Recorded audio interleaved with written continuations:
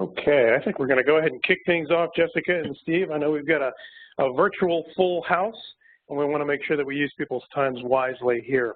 I'll just go ahead and kick things off and say hello and thank everybody for joining our live webinar. Today's focus will be the top 3 considerations for building your surveillance environment. That's the headline. There's going to be a lot more details, and before we get to that, I just wanted to say we're very happy to welcome members of the Seagate Insider for Partners, and as well as members of Dahua's partner program today as well. And we hope you find the content really valuable. And as always, we try to exceed your expectations. I'd like to take a few moments to introduce the team here. And let me go ahead and advance the slides. See, everybody is tracking here. Let me back this up. So the team here today is Jessica Burton. This is Seagate's Surveillance Product Marketing Manager, and from Dahua, we're welcoming Steve Wilber, the company's training manager. So we brought together 2 forces of surveillance nature here, and we're going to be running through the session. But before we get into that, I want to just remind everybody that we'll be pulling after the session the name of the lucky winner who will walk away with that total solution, which includes the Seagate Skyhawk 10 terabyte hard drive and the Dahua network video recorder, the NVR. So good stuff, but you got to stay to play. The other thing I wanted to let everybody know is all of the participants today are on mute. That's really to preserve the sound quality. But if you do have any questions, we'd love to have you submit those via WebEx. So you can use the chat box to send a message to us for questions, assistance, anything that you need. We'll also be answering those questions throughout the presentation, so feel free to send them in as they come to your mind. And you can also use the Q&A box if that's a little bit more convenient to you as well. But either way, let us find your questions, send them to us, and we'll make sure they get into the right hands. Also a reminder that all today's attendees of this session will receive a copy of the presentation, as well as a link to the recording. And we'd love to know how we can do better in the future, so we'll also be sending out a survey. So we want to make sure that these sessions are engaging, you're getting what you need, and what you'd like to know more about, whether it be product focus, industry focus, market trends. We'd like to deliver that to you as our value add. So enough yakking from me. I'm going to go ahead and hand things off to Steve, our first presenter from Dahua. Let me go ahead and pass you the ball, Steve. Let me know when you're in the driver's seat and you're ready to hit the gas. Okay, great. Well, I appreciate it, Joshua, and welcome everyone to our webinar today. So hopefully you'll gain some useful knowledge, especially revolving around some of the important considerations when you are designing that surveillance system. So what we're going to be going over today are the key elements of that, which is probably one of the #1 considerations, which is revolving around the camera, specifically lighting and the type. Also, what greatly impacts an IP video surveillance system is network and connectivity considerations. So there's a lot that revolves around those aspects. And then, of course, the other major component is revolving around, storage types that you might use. And we'll also talk about some of the competitive advantages that we offer revolving around designing that video surveillance system.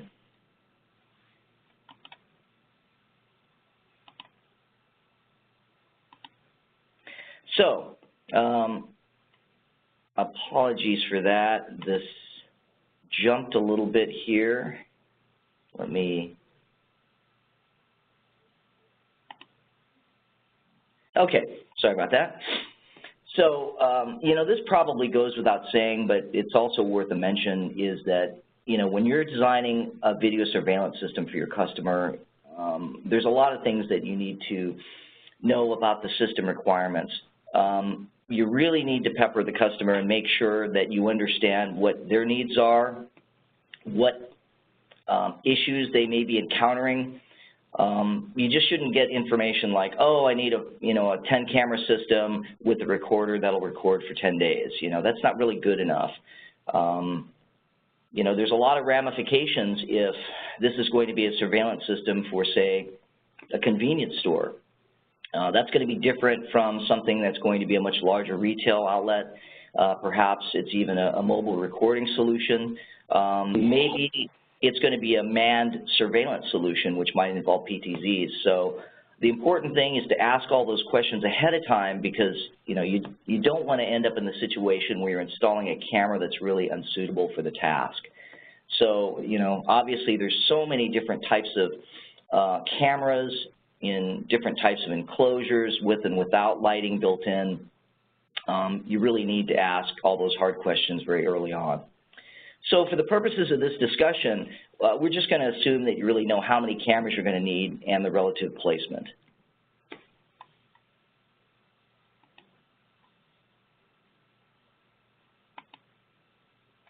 Okay, so one of the #1 reasons why you want to make sure you have the right camera is you never want to hear from the customer, why can't I see who's in that video stream? So in order to make sure that you don't get those kind of questions, so that for each camera location, you need to determine 3 very important things. #1 is the distance to the viewable objects and the level of detail desired. So you want to make sure that you know if the customer wants to be able to see just the people who enter, like say, an entranceway, versus being able to see a couple of 100 feet away and identify strangers. So that's super important. Not only that, you need to figure out, what's the field of view of that camera? Is this going to cover a very, very wide area, or perhaps it's just a, single door entrance? And the other important aspect is the lighting environment. So, in an indoor environment, typically there's going to be proper lighting, so, you can get by with perhaps a camera with something that doesn't have a very crazy low light specification. But, certainly outdoors, you want to make sure that you use the right camera for that and possibly augment that with proper lighting. So a couple of things that I want to cover before we go on to some other recommendations is some of the terminology. So I'm sure a lot of you have heard about this, and this really came about especially after the introduction and success of various megapixel IP cameras. But you really should understand what pixels per foot or pixel density means. And that basically defines how many pixels are going to be defining that target at a certain distance. And apologies for the secondary bullet here. The objects that are farther away, that are twice as far, are going to actually require a camera that actually has 4 times as many pixels, or the pixel density in that sensor itself. So one of the ways in which manufacturers can make it simpler in determining whether or not the camera is going to fit a particular application is this thing that's called the Dory principle, and we'll talk about that. But that basically helps determine the pixels per foot required. So I've got a series of pictures here on the right-hand side, and they're simulated, but they're actually pretty accurate. So if you go in the lower right-hand corner, you can see that that image of that man's face is about 20 pixels per foot. So you can tell that's pretty blurry, not going to be able to see a lot of details there. And, that actual image has 20 pixels horizontally across that little thumbnail. Going to the picture to the left of that, that's 40 pixels per foot. That certainly has more detail. You can start to recognize some features there. Once we get up to about 60 pixels per foot, I think that's 80, you can clearly see who that person is. And then, at about 100 pixels per foot, you get a very, very detailed image there. I would say, perhaps a forensic level. So DORI is actually an acronym for Detect, Observe, Recognize, and Identify. And this is kind of a industry standard that came about from various governmental agencies that wanted to have, a more solid and repeatable specification at which to determine certain types of levels of detail at distance. So for the D part, for detect, if all you need to do is just distinguish an object from the background, all you need is about 8 pixels per foot. That's really not very much.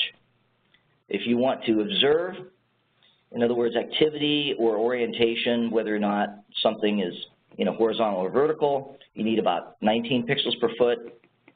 Recognize, so if you want to identify like an object class, whether it's an animal, a person, or a vehicle, that sort of thing, you need closer to about 40 pixels per foot.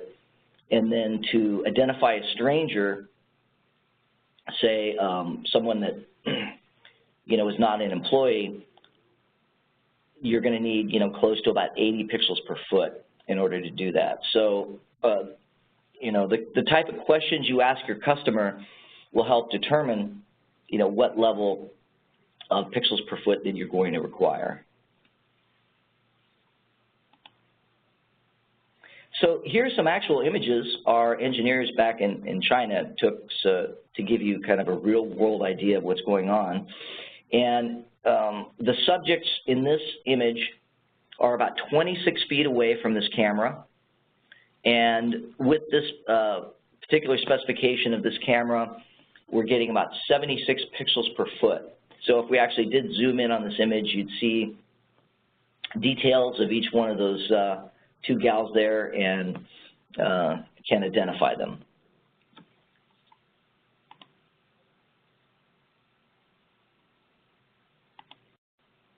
Okay, the next one is observe, and you can see that the subjects and that test pattern thing is about 106 feet away, and at that distance with this camera, you're getting about 19 pixels per foot.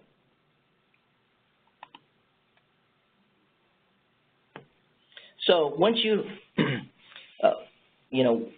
once you determine what level of detail that's required, then you can look at the dory specifications that the manufacturer might possibly offer. So with a lot of our cameras, we actually have the dory specification printed on the spec sheet, and it'll tell you, how far you can identify either an object or its activity. So just an example here, we have one of our PTZs, 30x PTZ, that's 40 megapixel here, and this one you can see that it has some pretty sporty numbers here for the dory distances. So for detection, you can actually get close to about 9,000 feet away, and that's assuming that the device is zoomed in.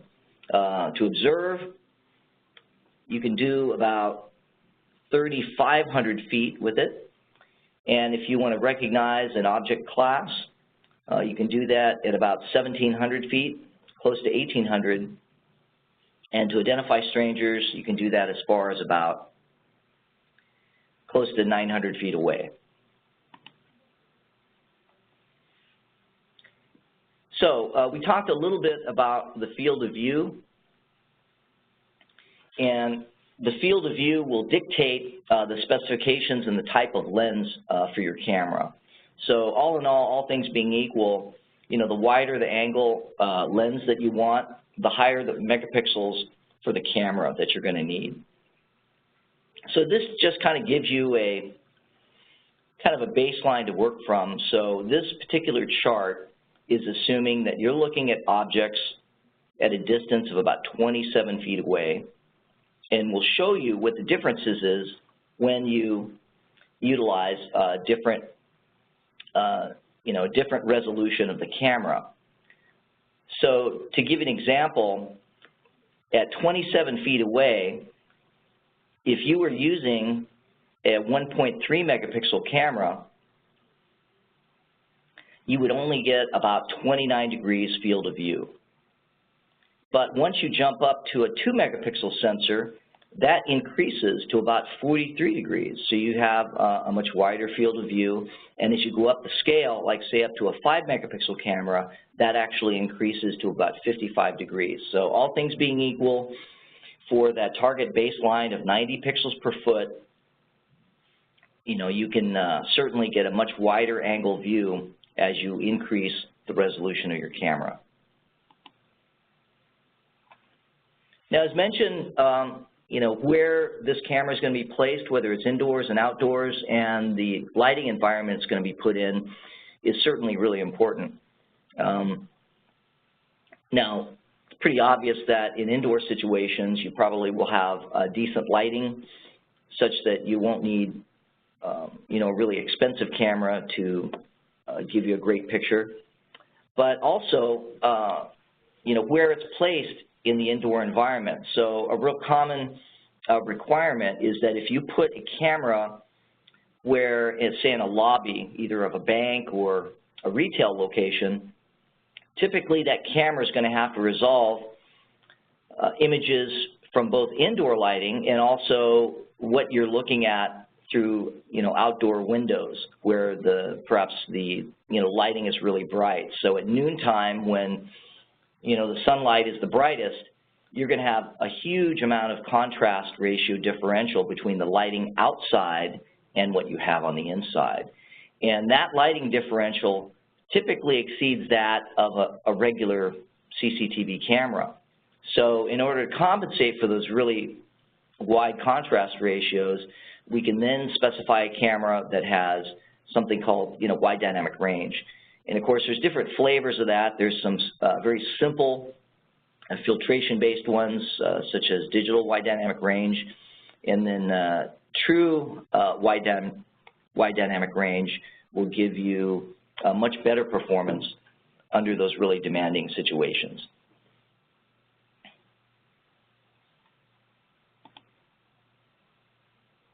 Also, appearing on the marketplace for outdoor applications, if you don't have the luxury of having enough light and you can't really add external lighting, then you can, of course, specify cameras that have more of a starlight class performance, which will give you at least twice the light sensitivity under these nighttime situations.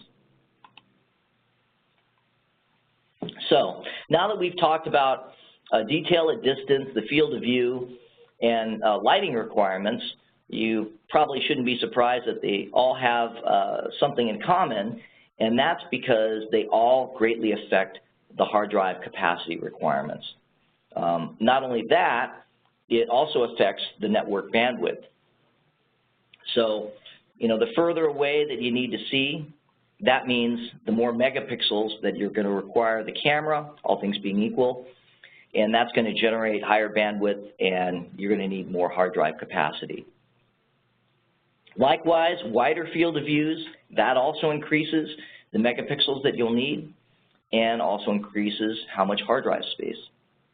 And another thing that's often overlooked is that if you don't have the proper amount of lighting on the scene, that will frequently cause a very noisy picture coming out of the camera. And with IP video cameras, in order to be, cost effective and reduce storage requirements, they're all going to use some form of, redundant data elimination. So, most cameras will have nowadays H.264 or perhaps even H.265, which is the latest standard. And what that does is obviously remove information in the image that's redundant and really reduces the network bandwidth. The problem is that if you've got a camera that doesn't produce a clear image because of insufficient lighting, typically what will happen is that you get this noisy image, and that's what's called fixed pattern noise. And this will cause a bunch of little dots to appear randomly all over the picture, and all that random activity will basically cause the codecs to work very inefficiently. They'll look at that and see that that's activity. So that will greatly increase or spike the bit rate of the camera, increasing network load and also greatly increasing how much storage you'll need. And if you talk to any of the techs within this industry, that's a common problem that you'll see, is that you'll find a system that was installed and they did all the calculations, and then come to find out, instead of storing video for 30 days, the hard drive space, runs out after about a week or so. And a lot of times, once the investigation is concluded, they determine that, you know, either the wrong camera was specified or they just didn't have enough lighting, and you get that effect where you're just burning through your hard drive space because you don't have enough light. So we talked a little bit about, you know, image compression, and this chart kind of shows you the two leading formats that's used these days. So H.264 is fairly ubiquitous, and a lot of manufacturers will have their own spin on H.264, and they'll call it Smart H.264 Plus. That's what we call ours. I think one of our competitors, Hikvision, uses a variation of that. So they'll have their own proprietary spin on it, and can certainly, you know, increase or decrease the amount of bandwidth that's used, as well as the hard drive space. But the next industry standard is H.265, and that'll save you at least about 50%, all things being equal, over an H.264 stream, and it's becoming increasingly important as we're now using and specifying higher and higher megapixel cameras.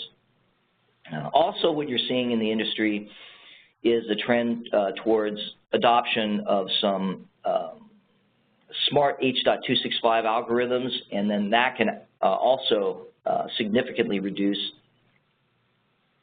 network bandwidth, particularly in some low light, indoor low light and full light applications.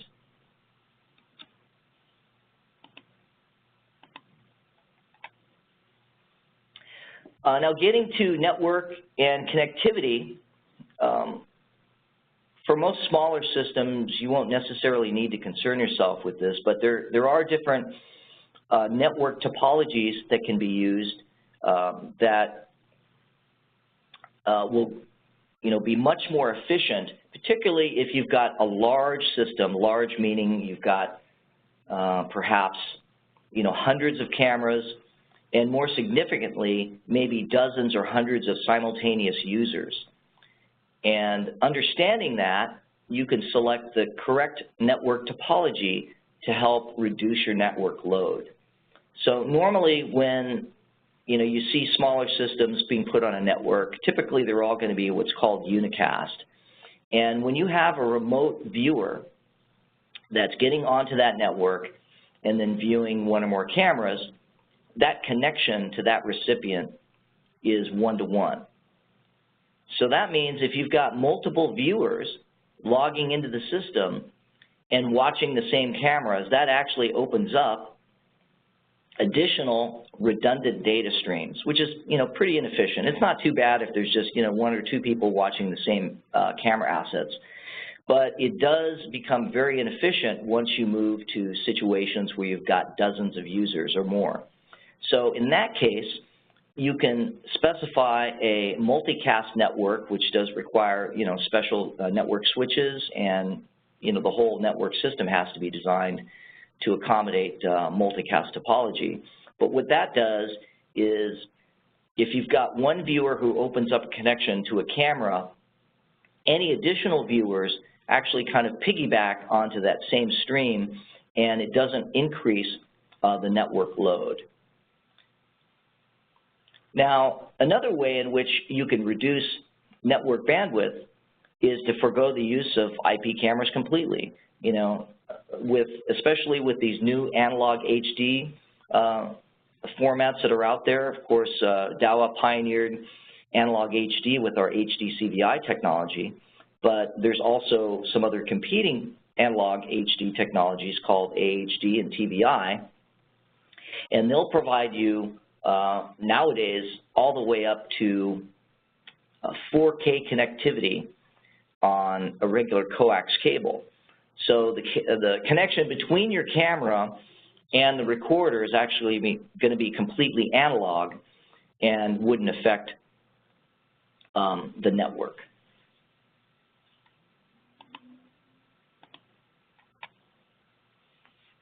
Now, getting to the storage aspect of this, I'm not going to go too much into RAID. I'll leave that to the experts at Seagate.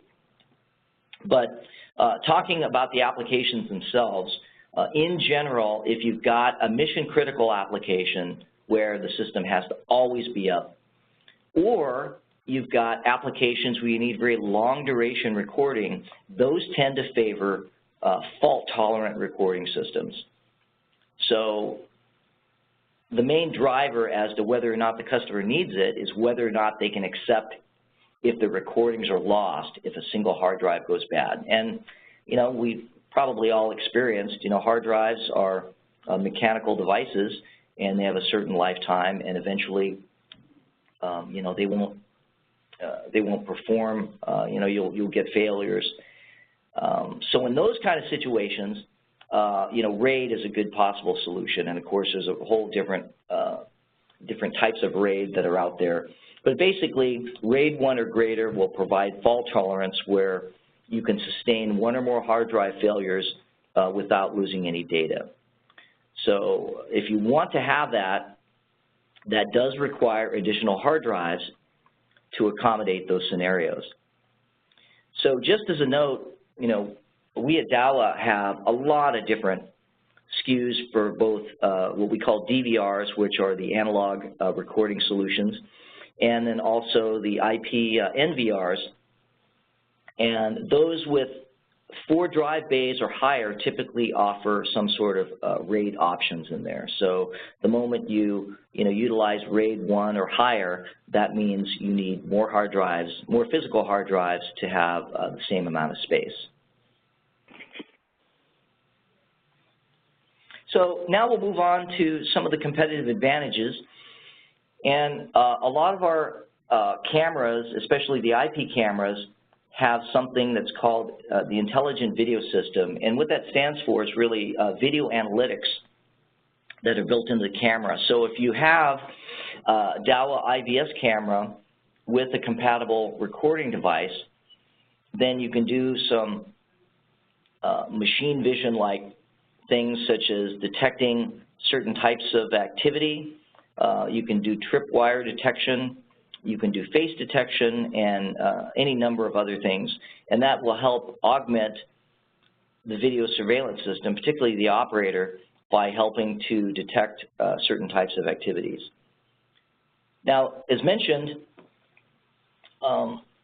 we're now starting to transition over to the latest industry-recognized video compression standard, that's H.265. And some of our latest cameras and recorders will actually support Smart H.265 Plus, which can give you, which can save you considerably more bandwidth on your network, and also the amount of hard drive storage space that you'll need. So it's definitely a significant advantage by going with H.265 over H.264. Another thing that a lot of people may not realize is that on most of our cameras that we carry here in Dahua, North America, IR illumination is standard. So not only do we have infrared illumination to help assist in those nighttime applications, but we also have Smart IR. And what Smart IR does is it detects whether or not your subject is close to the camera, and if that's the case, then it will dial back the illumination.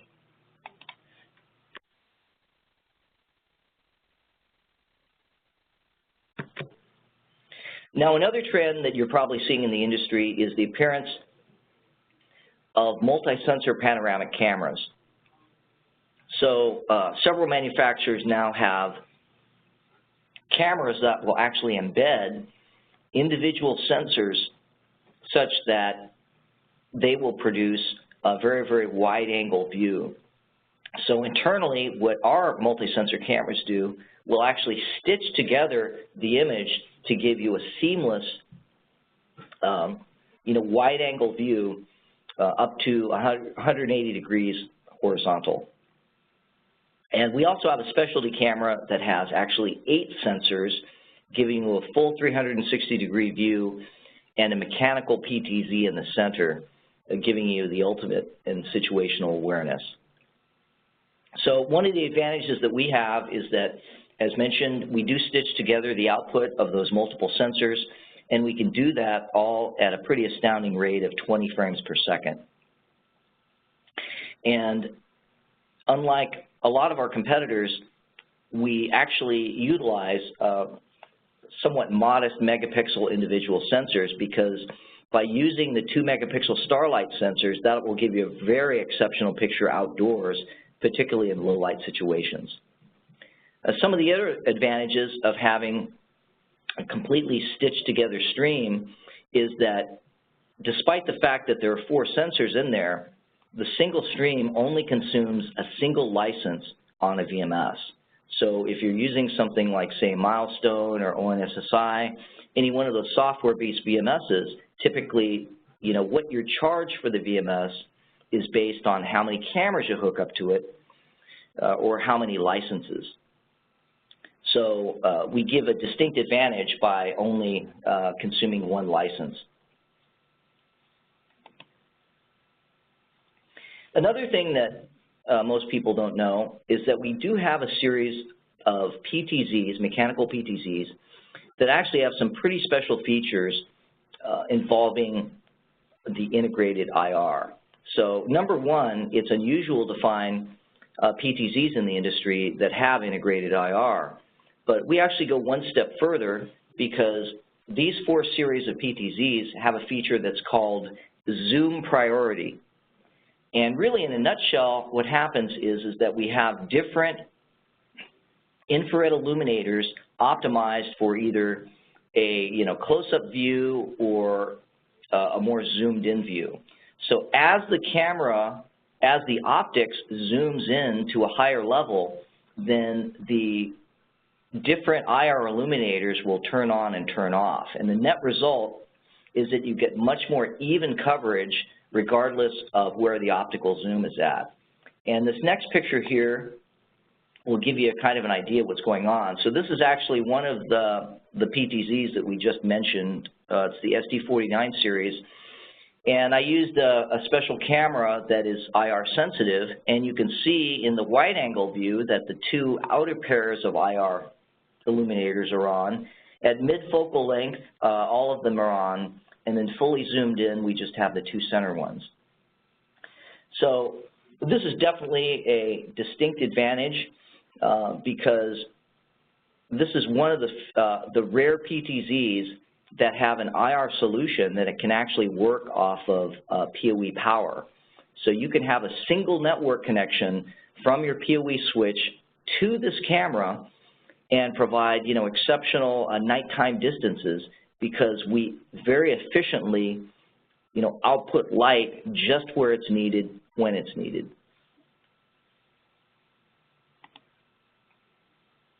So on to the recording side of things, we have some other good advantages here. We can support up to some of the highest resolutions available, commonly available in the marketplace, so we can do up to 12 megapixels on the IP side. For the hybrid recorders, our XVR line, which accepts analog, standard definition, high definition, we have something called the XVR pentabrid, and that can be considered a truly universal recorder because it records basically any type of camera that's out there. And most of our recording solutions are compatible with single sensor fisheye panoramic cameras, as well as our multi-sensor versions of that. And as mentioned, they're available in a wide variety of SKUs, some with just single hard drive slots all the way up to 8 hard drive slots. And we currently support up to 10 terabytes per slot. And we provide recording solutions either with the hard drives built in, or you can get them without hard drives and add them yourself.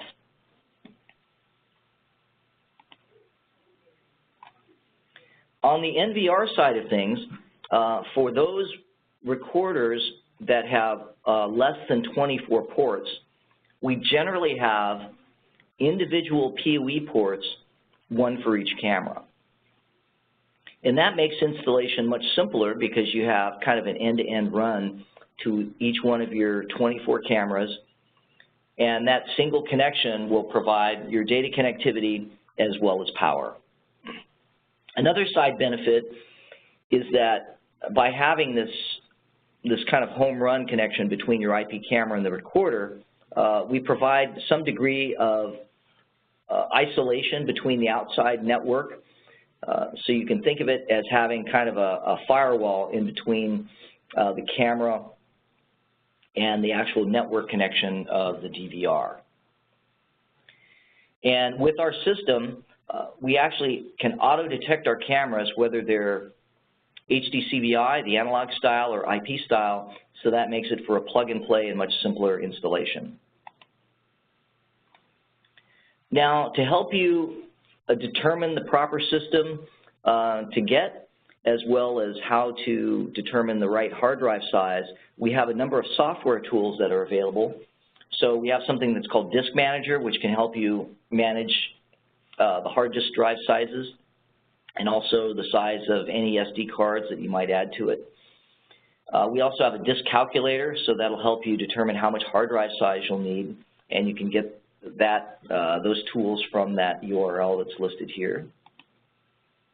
And we also have a nice camera calculator, which will help determine the focal length, field of view, distance, and pixels per foot. So that'll be real handy to make sure that you get the right pixels on target for your application.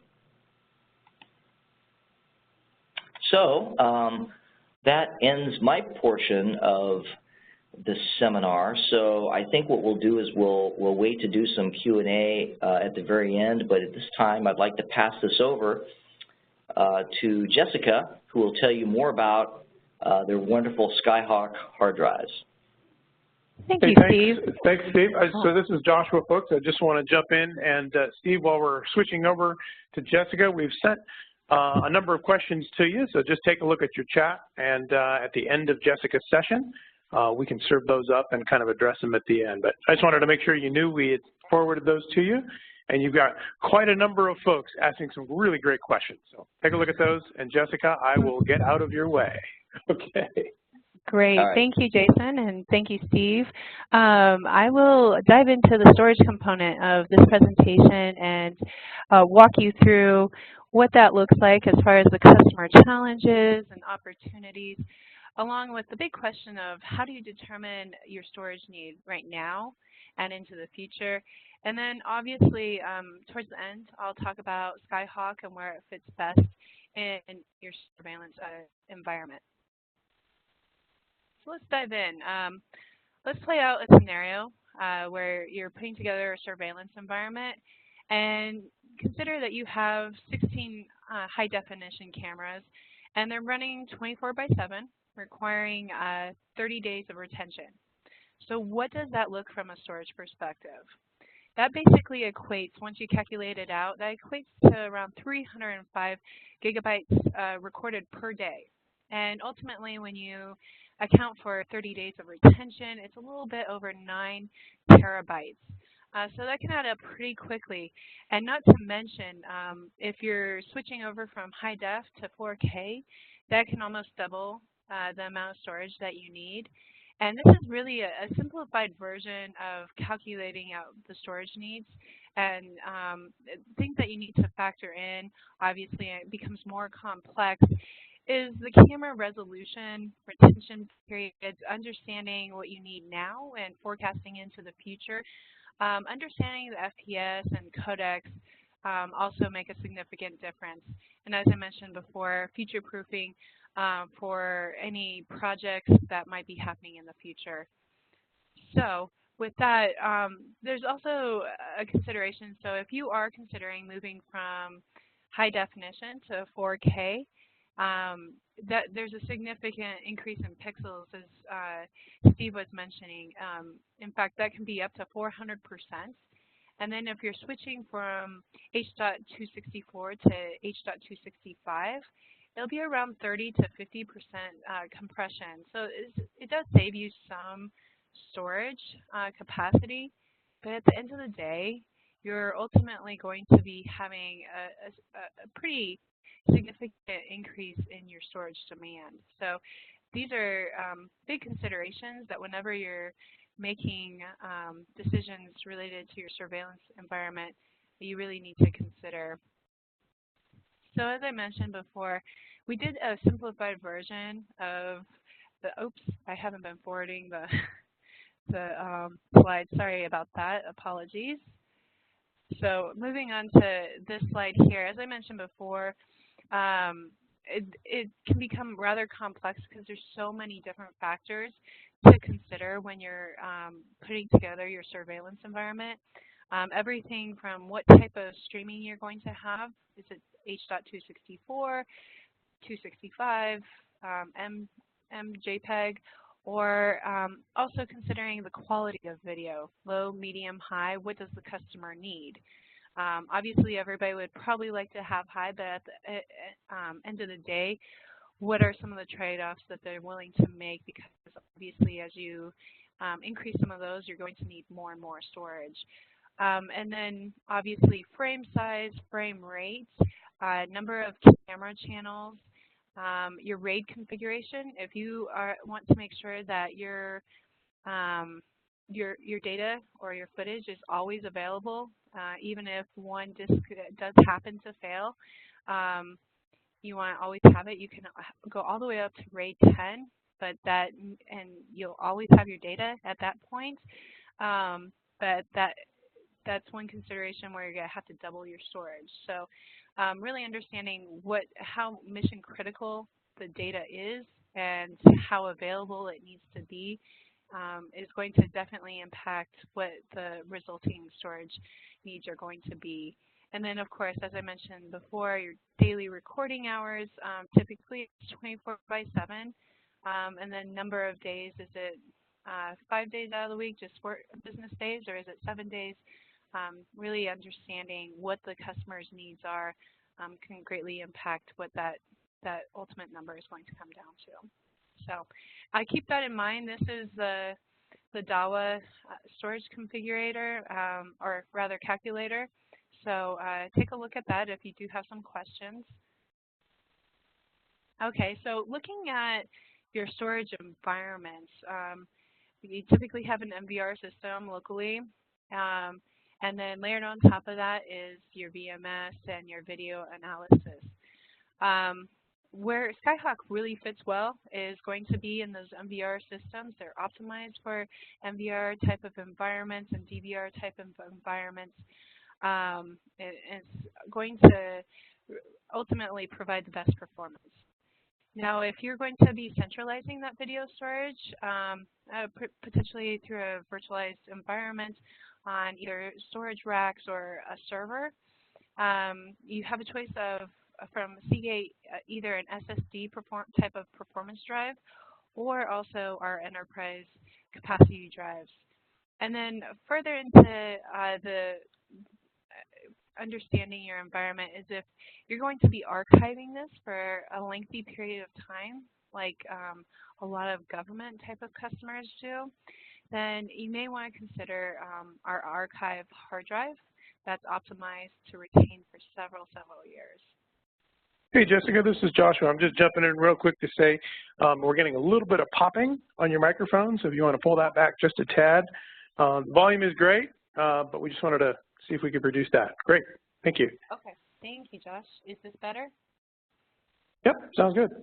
Okay. Perfect. Thank you. So when it comes down to selecting the right hard drive for your surveillance environment, a lot of questions come down to, well, can I just buy a desktop hard drive from Amazon or Best Buy, keep it really simple, or do I really need a Skyhawk hard drive which is optimized for that type of environment? What it comes down to is you need to know the differences between the two, and they're pretty significant. So from a Skyhawk perspective, you're going to be getting a workhorse, basically, for what you're looking for. It's going to be able to work 24/7 around the clock, whereas when you're looking at a desktop hard drive, it's only going to be 8 by 5. So significantly less workload that it can handle. And then camera support. We do support 64 cameras with Skyhawk. When you look at a desktop hard drive, There is no camera support. You may be dropping frames. You may be dropping streams randomly, and oftentimes it's always the moment where you really need to be able to see something. So something I considered there. And then also the Skyhawk hard drive is going to be optimized for writing, 90% recording, and 10% playback, because for the most part, you're going to be recording the majority of the time, whereas the desktop hard drive is simply not optimized for that, and it's just not going to have as good of quality because it's not going to be specialized in making sure that you're getting all your data written to the hard drive. So what are the key selling points of Skyhawk? And I'll dive into these a little bit more, but Image Perfect firmware is where we really differentiate this drive from what you'd see from any other random hard drive on the market today. It makes sure that the drive is going to not only be RAID supported so that you always have availability of your storage and your frames, but it's also going to make sure that you're not going to have any interruptions, and there's going to be a seamless streaming. And then I'd also like to mention that we can handle 3 times the workload that a standard desktop hard drive can handle. So it's at 180 terabytes per year, so it's pretty significant. And then we were actually the pioneer of surveillance storage over 10 years ago, so we've been doing this for a while. We're on our 7th generation product. And then finally, I just mentioned that the hard drive does support 64 high-definition cameras, simultaneously going 24/7. So let's dive a little bit more into some of the features. You'll notice that we have capacity ranging from 1 to 10 terabytes. Our big differentiating feature is Image Perfect firmware. Obviously, as I mentioned before, these drives can go into any NVR ready or DVR system. And a few other things I mentioned I didn't before. There's a 3-year limited warranty, 1 million hours of MTBF, so it's very reliable. And for those environments that are a little bit harsher, it is tarnish resistant. Okay. So let's dive a little bit more into what I was talking about with Image Perfect being a big differentiator from just your standard hard drive. So with Image Perfect, we're able to allow for a larger cache memory. So there's more buffering of the video, so you're not having bumps in your frame rates, which can be not only annoying, but it won't just capture very high quality images and frames. It will also prevent drop frames so that you're going to have that smooth playback. And then built into it, we have the error correction codes and disaster recovery algorithms. And again, as I mentioned before, it's a workhorse. It's going to be optimized for 24/7 workloads, and it's definitely going to be able to handle a lot more than what you get with your standard hard drive.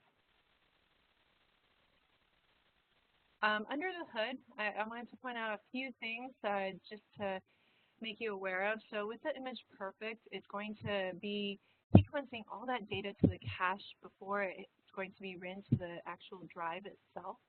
And what that does is make sure that you're never going to be dropping frames, whereas a standard hard drive simply does not have that. And so you can actually have up to 64 streams going on to one hard drive, and that cache definitely does make a difference. When we're looking at including these in multi-bay MVRs, which is very common, you're going to have some fan vibration and some agitation sometimes. And the Skyhawk hard drive has what's called the Accutech technology, and it's going to account for this and make sure that the actuator that's actually recording all of the data onto the hard drive is not going to be vibrating too much to where it's going to drop your data. So that's a very important piece to the reliability component of this drive. So when you're looking at what drive to ultimately buy, for your surveillance environment, the question always is, and as we mentioned before, desktop hard drives are not going to be as reliable. They're not going to be able to handle the workload. Even if you have a small environment, we really recommend you to go with a surveillance optimized hard drive like Dahua. Whenever it comes to surveillance, don't buy a desktop hard drive. It just simply can't handle it. For 1 to 3 terabytes hard drives, it has the 24/7 power. It also has the tarnish resistant, which is also that OSP that you see on the left there. And you also have optional rescue data services. That's something that you can purchase. It's only like $10, I believe, for each hard drive, and it makes sure that if you do lose data through natural disaster or somebody takes a hammer to the hard drive, you can actually send it to one of our labs. And it's a private, secure lab, and our engineers will pull together and piece together all of that data to make sure that you don't lose anything. And then finally, looking at the 4 to 10 terabytes, same thing, but it does have that rate optimization, and it also has the sensors for vibration to make sure that you don't have any issues in those multi-bay environments. And then finally, if you have significantly larger environments that go beyond 16 bays, we recommend looking at the enterprise capacity hard drives, which are going to provide just as much reliability to making sure that you capture all those frames.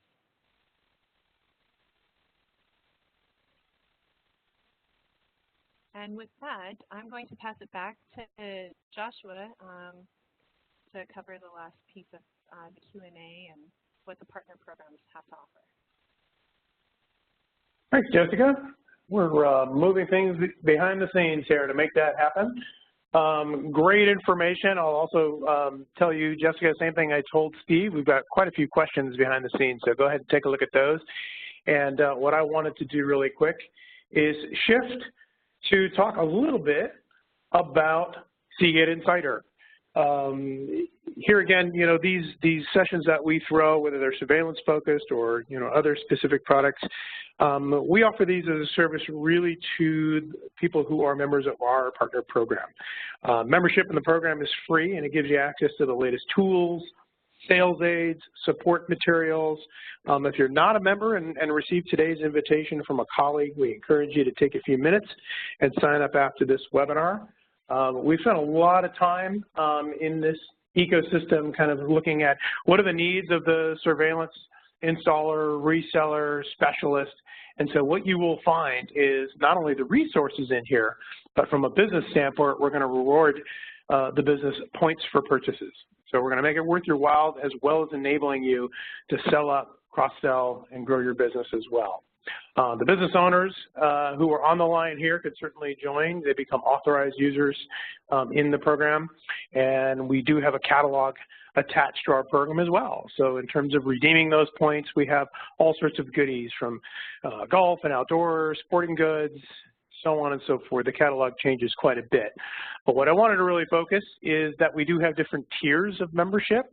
So depending on the volume that you're buying and things like that, we want to make sure that you're getting exactly what you need. And we do have kind of a narrow castability behind the scenes to make sure that you don't have to clear away the content that's not relevant to your business to get to the ones that are. We do produce an ongoing set of traditional materials like data sheets and case studies, things like that, but even go beyond that with specific materials you can only get as a member of Seagate Insider. So you get inside to the exclusive content that we make, and you'll get things similar to what you see on the screen, but we apply them in the surveillance arena. Today's event is a great example of an invitation that we would send out to our members and get them into some of these special events, as well as keeping them up to date on product launch notifications, you know, end of life opportunities, and then of course get you into a monthly newsletter so you can get into the cadence of the surveillance activity that Seagate's involved in. And the whole idea for the program is really to grow your business as you see fit with our enablement. I do want to put on the screen here, if you want more information about that, we do have a U.S. contact, Doug Abraham, and here is his contact information. You can reach out for more. But I do encourage you to go directly to the Seagate.com site and register today. So that's my quick commercial, Jessica, for our Seagate Insider program, and I also know that Dahua has their own program as well. So, here again, you're covered either way. I wanted to open up the lines a bit to both Steve and yourself, Jessica, to answer some of the questions. Steve, did you get a chance to see some of those that we forwarded? Yeah, I certainly did, and if we have enough time, I can answer a few of those here just verbally. Sure, sure, go ahead. Okay, and I guess one of the questions was, is there a Dory calculation app or tool? Well, one of the tools that I had mentioned there allows you to determine the pixels per foot that's going to be required, and then from that, you can use that information and utilize the Dory specifications that are on a lot of our spec sheets. So there's definitely a way to do that. Another person made a comment about frame rate, is that, too often people define 25 or 30 frames per second where it's not really necessary. So they go on to say, for common apps, what FPS do you recommend? And I would say for general surveillance purposes, you can probably get by with about 2 to 10 frames per second. So that's a really good comment because, really there's only a few vertical applications where it's an absolute requirement to have, real-time recording, which is considered 30 frames per second or higher, and that's, of course, in Vegas for the gaming tables and that kind of thing. But, you can certainly get by with, in a lot of applications, with a much lower frame rate, particularly if you have, the proper amount of pixels per foot on target. Another question was, they said, so Starlight cameras will use higher bandwidth under lower light because of the noisy image. Well, that's not quite exactly true. So the Starlight camera natively has higher light sensitivity. So under low light conditions, typically it will use less bandwidth because it will have, less of a noisy image. So that's really the answer to that question. Another one came in is that, are all these compatible with Milestone? And all of our IP cameras are all ONVIF compatible, so it shouldn't be an issue with virtually any type of VMS or recording system that's out there. The only caveat would be some of our multi-sensor cameras, and I know that we've been working with some of the top VMS integration companies to make sure that those products are compatible there. The way that we format our multi-sensor cameras makes it very easy for the VMS software provider to make that camera compatible because it's a single stream and there's no de-warping required. It's going to be a ultra panoramic view that's continuously updated 20 frames per second. Let's see here. Oh, so when we were talking about the SR49, the PTZ with integrated IR, that actually can be powered off of a PoE plus switch, so it consumes 30 watts or less via PoE. Another question was, they're interested in edge recording features, and that's actually another neat advantage to our solutions, is that many of our IP recorders will have a built-in SD card for local storage. So in most manufacturers' implementations, it's kind of like a wasted effort because you really can't do too much with it unless if you want to use that camera and the SD card as like an all-in-one recording device. So in typical applications where you've got multiple IP cameras and an NVR, we can set up the NVR, or actually the NVR and camera, such that if the network goes down, that will trip the IP camera to start recording to the SD card. And then once the network comes back up, the system detects that, and it will actually transfer the images on the SD card from the camera back to the NVR. So it's really a very useful way of recovering from temporary or medium-term outages that you might have on your network. There's also a question on EPOE, and we didn't really talk about it in this presentation, but we just introduced some new switch technologies, which boil down to two major advantages. One is extended distance, and that's what EPOE or enhanced PoE is about. So we can actually transmit power and up to 10 megabits per second, which is fine for a lot of IP cameras, up to 800 meters on a single uninterrupted length of category cable. So that, exceeds the industry specification by 8 times in distance. And of course, you can get higher speeds, say about, I believe it's 100 megabits per second with power up to about 300 to 500 meters. So that's basically what that does. And then we also have some high power technologies that are coming out, which we call high PoE, and that provides up to about 60 watts to specialized PoE devices up to about 100 meters. So these features are available on select PoE switches that we recently introduced. But to really take advantage of those features there, it's going to require some new cameras that we'll be coming out with, and I believe we'll be showing those at the upcoming ASIS show in a few weeks. So we'll be able to talk about and show some new ePoE cameras, as well as cameras that'll be compatible with the high PoE standard that we just introduced. That's exciting stuff, Steve. We've had a few questions like that have come in. I want to make sure we're a little bit over time. I've seen that Jessica has answered quite a few questions that have come in behind the scenes. I didn't know, Jessica, if you had a particular one you wanted to surface before we close things out today. Yeah, there is one good, there's been several great questions. One that I think a few people have been asking, what is the difference between Skyhawk, Iron Wolf, and Barracuda within the Seagate lineup? And the biggest difference is that each one is specialized for a specific type of environment. So for Skyhawk, obviously, as we mentioned before, is optimized for surveillance type of environments based on the firmware. So each one has its own firmware to optimize it. And Barracuda is for desktop hard drives as well as gaming.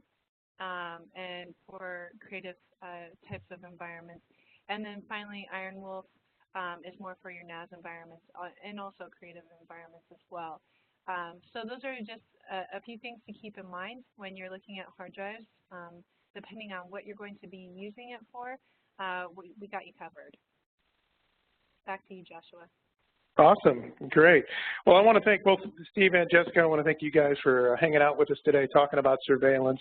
Obviously, with the sheer volume of questions that have come in for both sides, we need to get Steve back. That's all I can say. So, Steve, we're gonna hit you up for another session sometime.